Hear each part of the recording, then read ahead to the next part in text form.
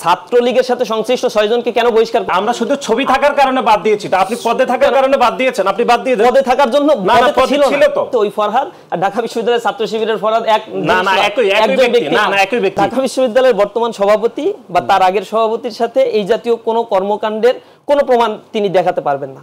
প্রথমত হচ্ছে যিনি বর্তমান সভাপতি রয়েছেন তিনি হলের ছাত্র শিবিরের ওইখানে হচ্ছে হলের ডিবেট ক্লাবের প্রেসিডেন্ট ছিলেন এবং ডিবেট ক্লাবের প্রেসিডেন্ট হওয়ার সুবাদে তৎকালীন সময়ে ছাত্রলীগের সাথে বিভিন্ন ইস্যু নিয়ে ডিবেট ক্লাবের মাধ্যমে ডিবেট ক্লাবের কারণেই যেতে হয়েছে। এটা ছাত্র দলের ক্ষেত্রে এই ঘটনা বা এই নজিরগুলো রয়েছে। না না না না, আপনি ভুল বলছেন।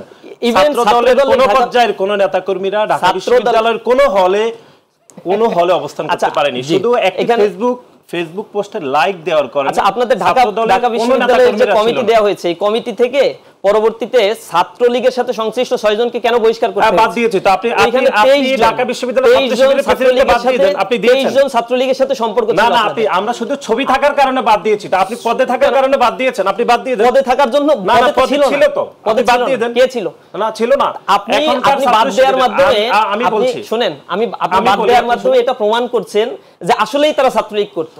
কিন্তু আমাদের কাছে যথেষ্ট এভিডেন্স আছে যে দায়িত্বশীলরা এখানে ছিল, এটা খোলামেলা পরিষ্কার এবং সমন্বয়করা এই বিষয়ে ক্লিয়ারেন্স দিয়েছে যে তিনি এই কারণে। আর ওইখানে যে ফরহাদের নাম এসেছে ওই ফরহাদ আর ঢাকা বিশ্ববিদ্যালয়ের ছাত্র শিবিরের ফরহাদ এক না না একই ব্যক্তি, না না একই ব্যক্তি। আমি বলছি এই মিথ্যা বিষয়গুলো নিয়ে বিভাজন তৈরি করছেন, আপনি ভুল তথ্য দিচ্ছেন। আচ্ছা, তিনি গণমাধ্যমে বলেছেন যে তাকে কেন পদ দেয়া হয়েছে এটি আমাকে জিজ্ঞেস না করে, অর্থাৎ ফরহাদকে জিজ্ঞেস না করে তিনি বলছেন ছাত্রলীগের নেতাদেরকে জিজ্ঞেস করেন তাকে কেন পদ দেয়া হয়েছে। সাদ্দাম, আমি ঠিক আছে, আমি একটু সাদ্দাম আপনাকে জিজ্ঞেস করি। ছবিটা ছিল ছাত্রলীগের যে নেতার সাথে সেটা হাজার ছবি ছিল, হাজার। আচ্ছা নাজির, আমি একটু সময় নেই। সেটা হচ্ছে সাদ্দাম, আপনাকে যদি বা আপনাদের দলকে যদি প্রুফ সহ দেখাতে পারে যে সে ছাত্রলীগের সাথে ছাত্রলীগের কর্মকাণ্ডের সাথে ছিল, এটি যদি প্রুফ হয় তাহলে কি আপনারা সাংগঠনিক ব্যবস্থা নেবেন? প্রুফ তো এখনো দেখাতে পারে নাই, শুধু মুখে বলছে, দেখানোর কোনো স্কোপই নাই। আর ইসলামী ছাত্র শিবির এমন কোনো সংগঠন নয় যে হঠাৎ করে কেউ ছাত্র শিবিরে জয়েন করলো আর তাকে একটা দেশে মানে একটা শাখার প্রধান বানিয়ে দেওয়া হলো।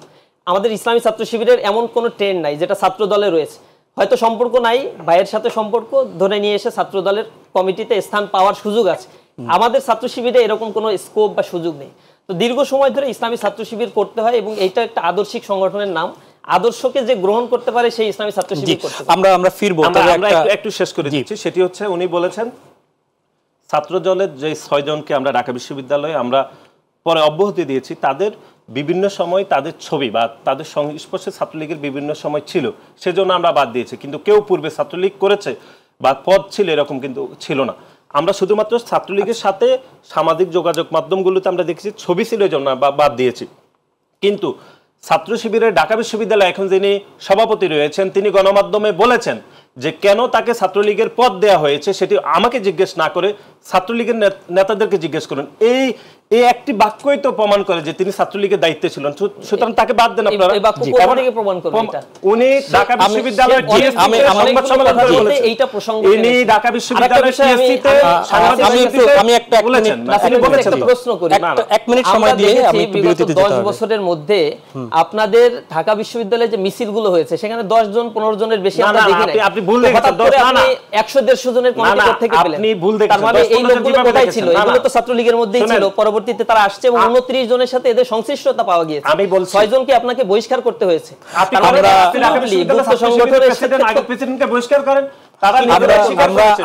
আমরা আলোচনা একটু বিরতিতে যেতে হচ্ছে। সাবেক সভাপতি তিনি বলেছেন যে কৌশল হিসাবে তাদের সংগঠন থেকে কৌশল হিসাবে এটা রিউমার স্ক্যানারে ধরা, এটা মিথ্যা কথা, মিথ্যা প্রচার করা হয়েছে।